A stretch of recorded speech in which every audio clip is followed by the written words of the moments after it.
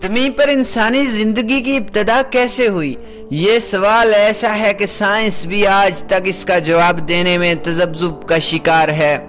Science आंखों देखे और इंसानी हिस्सियात से महसूस किए जाने वाले तजर्बाती हकायक पर यकीन रखती है, लेकिन ये भी हकीकत है कि अपनी तमाम तरह एहतियात के बावजूद साइंस को कुछ ही अरसे बाद अपने ही बनाए हुए नजरियात और कवानीन बदलने पड़ते हैं।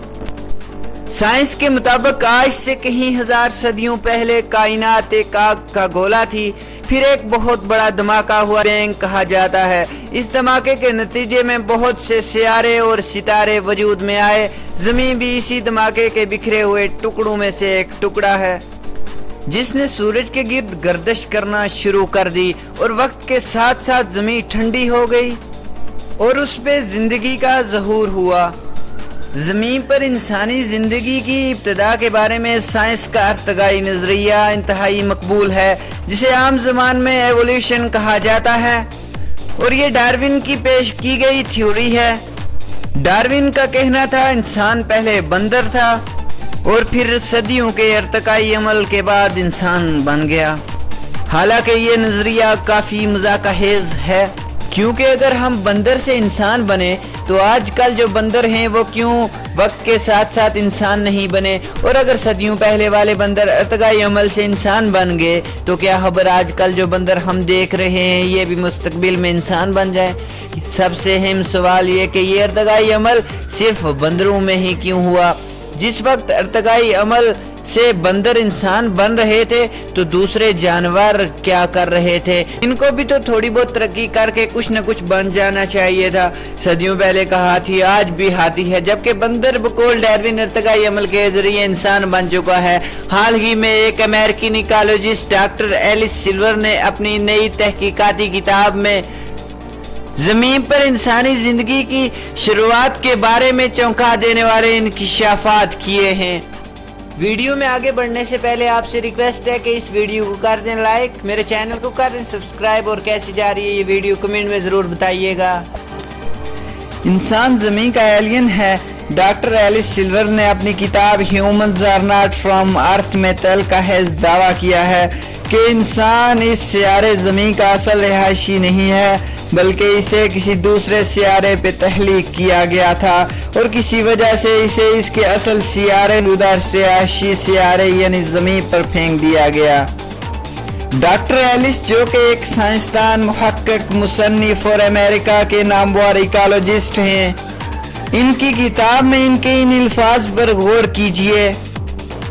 जहन में रहे ये अल्फाज एक साइंसदान के हैं जो किसी मजहब पर यकीन नहीं रखता। इनका कहना है कि इंसान जिस माहौल में पहली बार तख्लीक किया गया और जहां वो रहता रहा है वो सियारा इस कदर आरामदाह, पर सुकून और मुनासिब माहौल वाला है जिसे वीवीआईपी कहा जा सकता है। वहां पर इंसान बहुत ही नरम और नाजुक माहौल में रहता था। इसकी नाजुक मिजाजी और आरामदाह तबीयत से मालूम होता है इसे अपनी रोजी रोटी के लिए कुछ भी तरद्दुद नहीं करना पड़ता था। ये कोई बहुत ही लाडली मखलूक थी। वो माहौल ऐसा था जहां सर्दी और गर्मी के बजाय मसलसल बहार जैसा मौसम रहता था, और वहां सूरज जैसे खतरनाक सितारे की धूप यानी यूवी रेज नहीं थी जो इंसान की बर्दाश्त से बाहर हैं और तकलीफ दा होती हैं। तभी इस मखलूक यानी इंसान से कोई गलती सरजद हुई।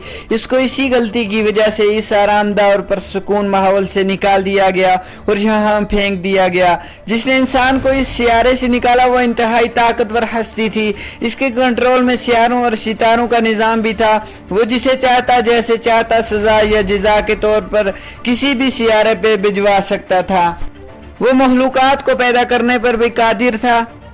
डॉक्टर सिल्वर का कहना है मुमकिन है कि ज़मीन किसी ऐसी जगह की मानद थी जिसे जेल करार दिया जा सकता है, जहां सिर्फ मुजरमों को सजा के तौर पर भेजा जाता हो, क्योंकि ज़मीन की शक्ल काला पानी जेल की तरह है। खुश्की का एक टुकड़ा जिसके चारों तरफ पानी ही पानी है, वहां इंसान को भेज दिया गया। डॉक्टर सिल्वर एक साइंसदान है जो सिर्फ मुशाहिदात के नताइज हासिल करने के बाद ही राय कायम करता है। इनकी किताब में साइंसी दलाइल का अंबार है जिनका इनकार मुमकिन नहीं। ان کے دلائل کی بڑی بنیاد جن پوائنٹس پر ہے ان میں سے چند ایک آپ کے سامنے رکھتا ہوں۔ نمبر 1، زمین کی کشش شکل اور انسان جہاں سے آیا ہے اس جگہ کی کشش شکل میں بہت زیادہ فرق ہے۔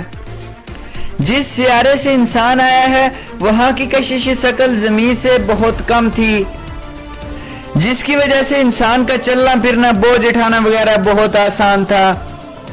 اس لیے انسان کے اندر کمر درد کی شکایات زیادہ تر گریوٹی کی وجہ سے ہے۔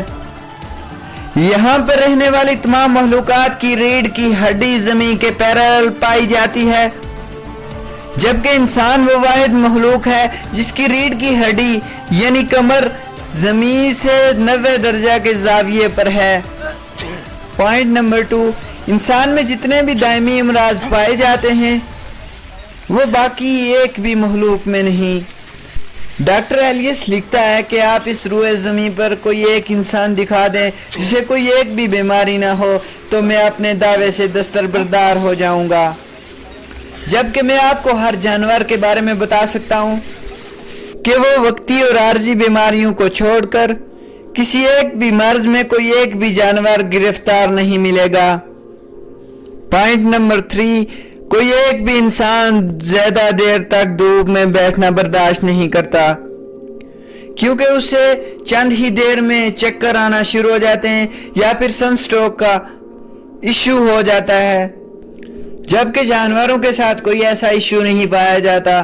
جانور مہینوں دھوپ میں رہتے ہیں لیکن کسی بھی امراض سے ان کا سامنا نہیں ہوتا جس کا تعلق سورج کی تیز دھوپ سے ہو۔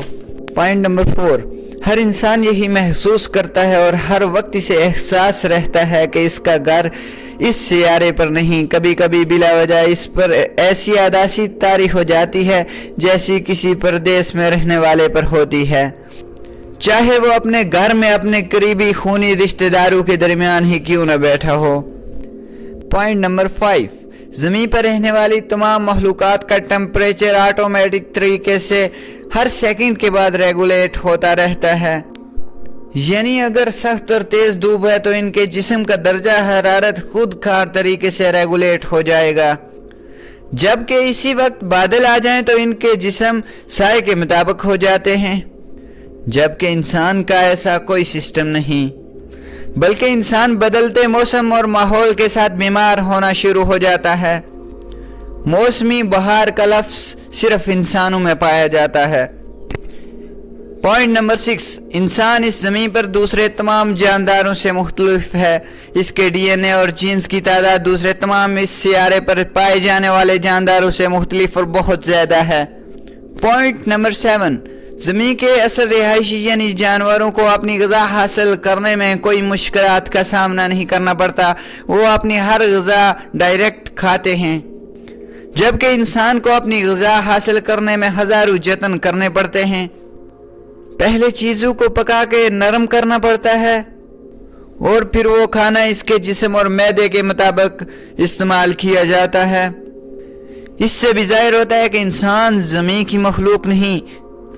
انسان جب اپنے اصل سیارے پہ تھا تو اسے کھانا حاصل کرنے کی جھنجھٹ نہیں تھی، بلکہ ہر چیز کو ڈائریکٹ غذا کے لیے استعمال کیا جا سکتا تھا۔ مزید یہ کہ یہ اکیلا 2 پاؤں پر چلنے والا ہے، جو اس کے یہاں ایلین ہونے کی نشانی ہے۔ پوائنٹ نمبر 8، انسان کو زمین پر رہنے کے لیے انتہائی نرم و نازک بستر کی ضرورت ہوتی ہے، جبکہ زمین کے اثر رہائشیوں کو اس طرح کے نرم و نازک بستر کی ضرورت نہیں ہوتی۔ یہ اس چیز کی علامت ہے کہ انسان کے اصل سیارے پر اس کے سونے اور آرام کرنے کی جگہ انتہائی نرم و نازک تھی، جو اس کے جسم کی نازکی کے مطابق تھی۔ پوائنٹ نمبر 9، انسان زمین کے سب باسیوں سے الگ ہے۔ انسان جس سیارے پہ تشکیل دیا گیا وہاں پر زمین جیسا ماحول نہیں تھا۔ اس کے نرم و نازک جلد جو زمین کے سورج کی دھوپ سے جلس کر سیاہ ہو جاتی ہے، اس کی پیدائشی سیارے کے مطابق بالکل مناسب بنائی گئی تھی۔